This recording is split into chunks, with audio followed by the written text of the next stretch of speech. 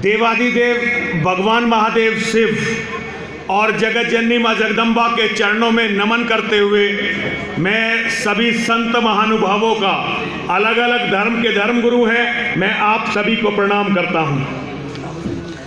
आज का हमारा केवल एक एजेंडा है कि हमारा धर्म की रक्षा के लिए क्या कहता है, और वो बात करनी आज इसलिए ज़रूरी हो गई है और सब धर्मों को, लोगों को लेकर बात करनी इसलिए ज़रूरी हो गई है कि केवल 10 साल में, मेरी बात को इतिहास याद रखेगा, केवल 10 साल के बाद ये हमारी डेमोक्रेसी मुस्लिमों के हाथ में चली जाएगी। अब चाहे जनसंख्या नियंत्रण कानून बने या ना बने, अब कोई कानून बने या ना बने, आज मुसलमानों के घर में, क्योंकि हमारे पास सही आंकड़े नहीं हैं, सरकारों ने हमसे आंकड़े छिपाए हैं, आज स्थिति ये है कि मुसलमान 10 साल से कम के बच्चे अकेले मुसलमानों में 52 या 53% हैं, 47-48% बाकी सारी कम्युनिटियों में हैं। पंजाब के गांव खाली हो चुके हैं, पश्चिमी उत्तर प्रदेश के गांव खाली हो चुके हैं, मध्य प्रदेश के गांव खाली हो चुके हैं, हिमाचल प्रदेश के गांव खाली हो चुके हैं, उत्तराखंड के गांव खाली हो चुके हैं। आज स्थिति ये है कि हिंदुओं के पास केवल कोठियां हैं और कुछ भी नहीं है, केवल कुत्ते पाल रखे हैं, बच्चे भी उनके पास नहीं हैं। तो 10 साल के बाद जब इस देश की सत्ताएं मुसलमानों के हाथ में होंगी, तो बाकी लोगों को, जब इंडिया इस्लामिक होगा, तो भारत में रहने वाले जितने भी धर्म के लोग हैं, चाहे वो सनातन के मानने वाले हों, चाहे वो ईसाई हों, चाहे यहूदी हों, चाहे पारसी हों, चाहे वो कोई भी हों, उनकी स्थिति क्या होगी, इसके बारे में हमें विचार करना है। और विचार का जो माध्यम है वो है श्री कृष्ण भगवान की श्रीमद् भगवत गीता। गीता क्या कहती है धर्म की रक्षा के बारे में? गीता को हमें साधना और मोक्ष के लिए प्रयोग नहीं करना है, आज उस चीज के लिए प्रयोग करना है जिस चीज के लिए गीता का जन्म हुआ था।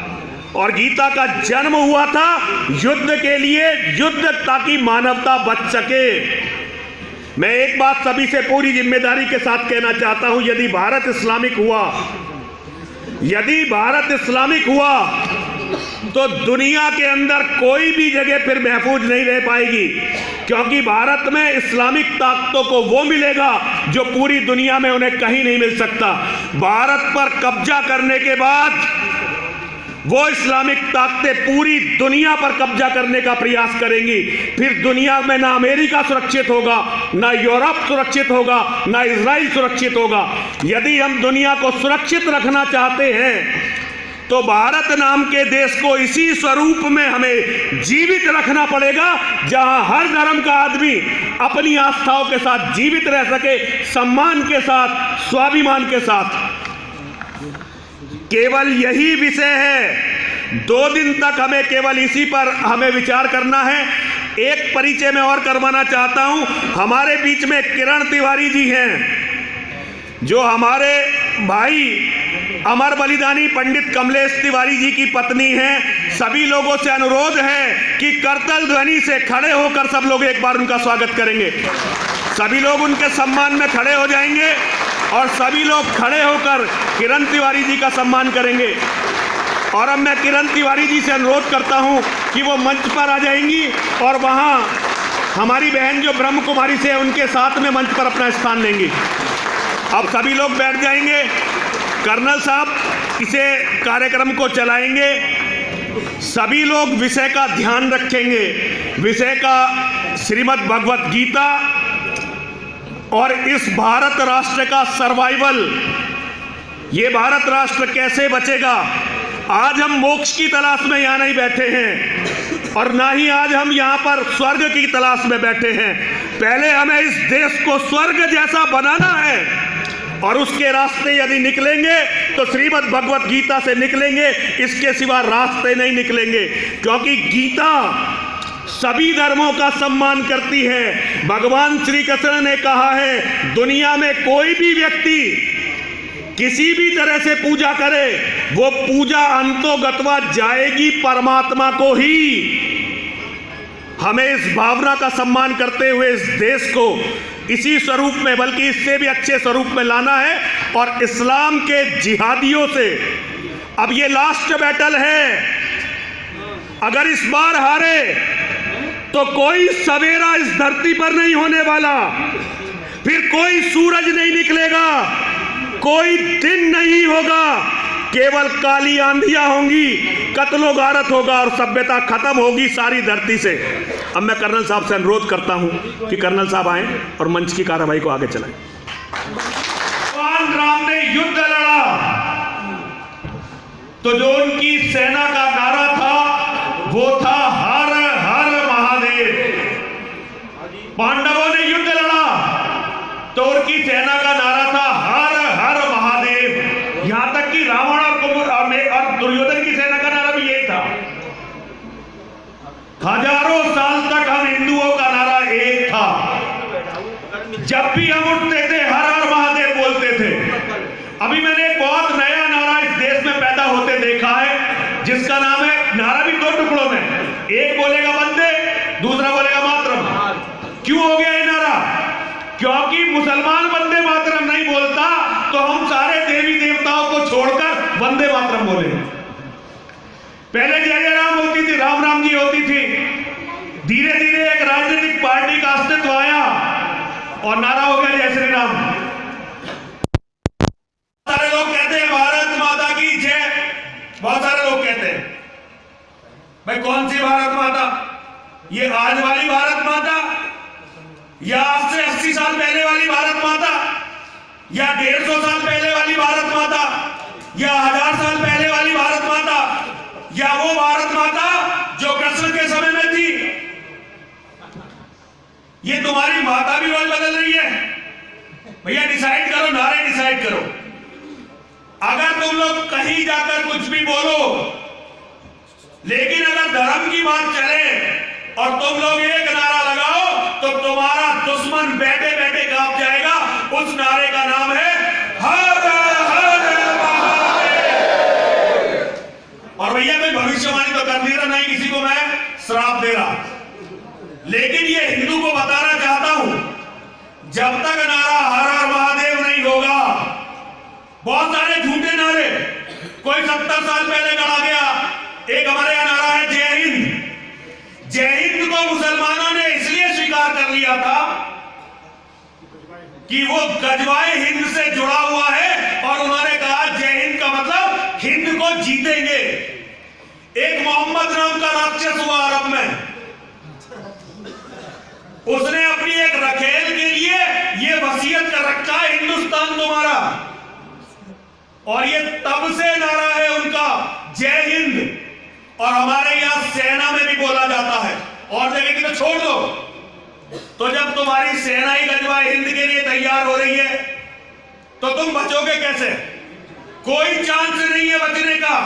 ब्राह्मणों ने नारा बना लिया परशुराम की जय, जय परशुराम। अरे पहले ये बताओ, परशुराम ने सारी जिंदगी क्या बोला? परशुराम ने जो बोला वो था हर हर महादेव। श्री कृष्ण ने जो बोला, स्वामी जी, वो था हर हर महादेव। राम ने जो बोला वो था हर हर महादेव। शिवाजी ने जो बोला वो था हर हर महादेव। महाराणा प्रताप ने जो बोला वो था हर हर महादेव। और बाजीराव पेशवा ने जो बोला वो था हर हर महादेव। और पिक्चर देखा हो तानाजी मालसुरे की, तानाजी मालसुरे ने जो बोला वो था हर हर महादेव। तो भैया जब तक ये झूठे नारे लगते रहेंगे, जीत की संभावना 1 साल तक, 1 लाख साल तक भी तुम्हारे पास नहीं आ सकती। क्योंकि धर्म के लिए हमारे धर्म में कहा गया है महाजनों येन गते से पंथा। दुनिया में केवल एक कौम है जहां हर आदमी को अपना एक नया पंथ चलाना है। आज भी किसी मुसलमान से पूछो तो वो कहेगा आजाद, मुझको चाहिए आजादी। काहे की आजादी? ला इलाहा इल्लल्लाह, अल्लाह के सिवा कोई दूसरा नहीं है। हिंदुओं में रोज एक नया पंथ बनेगा और पंथों के नारे गढ़े जाएंगे। एकमात्र केवल हिंदू धर्म है। मैंने अभी तक 3000 के आसपास टेलीविजन पर डिबेट की है।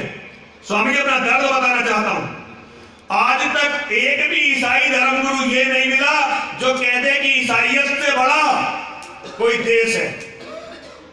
आज तक एक मुसलमान से टीवी के सारे नेता मिलके, सारे एंकर मिलके ये नहीं कह पाए कि बताओ कि संविधान बड़ा या इस्लाम बड़ा, देश बड़ा या इस्लाम बड़ा। स्वामी जी, आपने तो और भी हमसे कई गुना ज्यादा डिबेट किया, आप बता दो। वो कहते हैं इस्लाम बड़ा, इसीलिए आज इस्लाम के पास 60 देश होने वाले हैं, 125 देश ईसाइयत के पास है।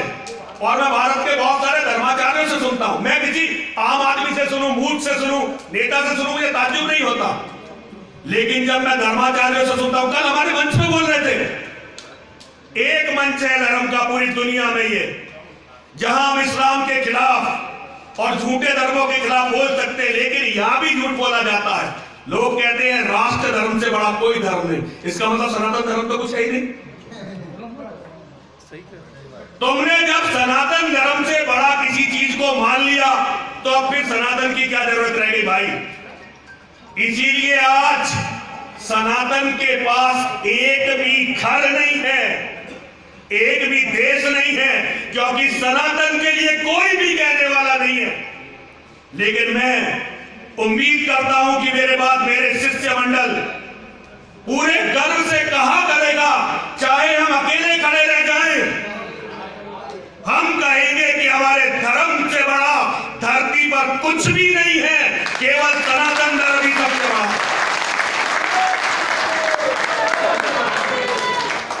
ये तो मैं स्वामी जी ज्ञानियों की परिभाषा बता रहा हूं, जो अपने आप को ज्ञानी कहते हैं। वो कहते हैं इन बातों को क्योंकि किताबें पढ़ना हिंदुस्तान में ज्ञान है, ज्ञान को गुनना ज्ञान नहीं रहा। केवल वो बातें बोलते हैं जो नेता और संगठन सिखाते हैं। सत्य तो ये है, हम धर्म गुरु हैं। अरे सीएए हो गया, एनआरसी पे जो होना हो जाएगा, तुम बताओ कि आगे करना क्या है। ये तो नेता फेंक रहे हैं सीएए, और लोग कह रहे हैं कि सारे हिंदुओं को घर मिल गया। इस सीएए में केवल इतना है कि 2014 से पहले जितने नॉन मुस्लिम भारत में आए हैं, केवल उनकी नागरिकता का बिल है ये। लेकिन हिंदुओं से पूछो कि 3 करोड़ वहां से आ जाएंगे, 5 करोड़ वहां से, क्योंकि पता ही कुछ नहीं है।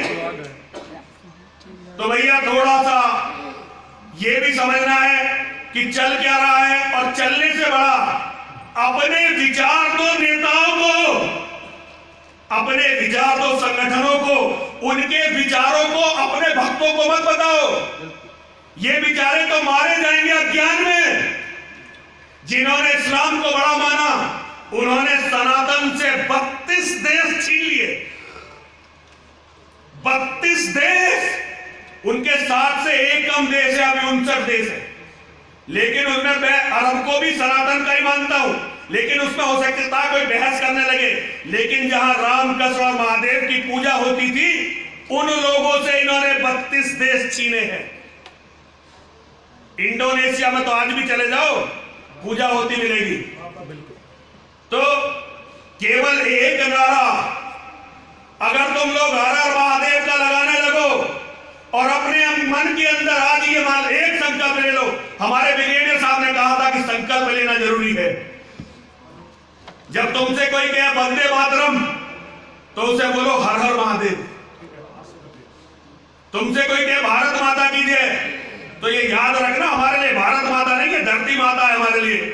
माता चे पार्वती देवी, पिता देवो महेश्वरा, बांधवा शिव भक्ताश्च, स्वदेशो भुवन त्रियम।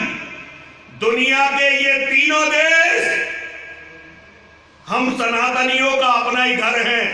जब हम एक संगठन के अनुयायी हैं, हम किसी राजनीतिक दल के सदस्य हैं, तो हो सकता है मजबूरी हो, लेकिन सनातन के धर्म गुरुओं को जो भगवा पहनते हैं, ये कहने का अधिकार नहीं है। क्योंकि धरती के तीनों लोग महादेव के भक्तों के हैं। मुसलमान यही तो कहते हैं कि धरती अल्लाह की, और अल्लाह की धरती को लेकर अल्लाह के मोमिनों को देना। क्यों? क्योंकि महादेव के भक्तों में ये साहस नहीं रहा कि वो ये कह सके।